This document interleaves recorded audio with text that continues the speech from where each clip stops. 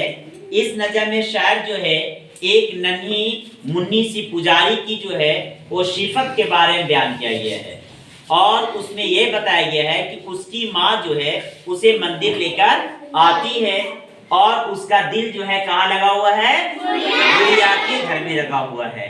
तो इस नज़म में यही चीज मुख्य बात जो है कहा गया है और इससे मुतालिक जो है मैं सवाल आपको लिख दिया हूँ।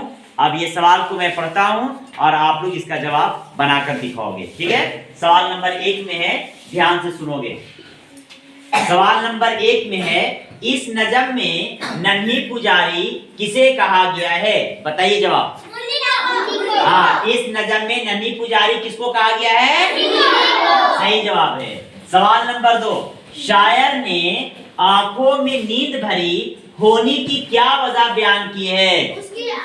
उसकी पूरी नींद नहीं हुई। हाँ, वेरी गुड, उसकी आंख में जो है भी पूरी नींद नहीं हुई है। सवाल नंबर 3, नज़म में सीता और चांद का टुकड़ा किसे कहा गया है?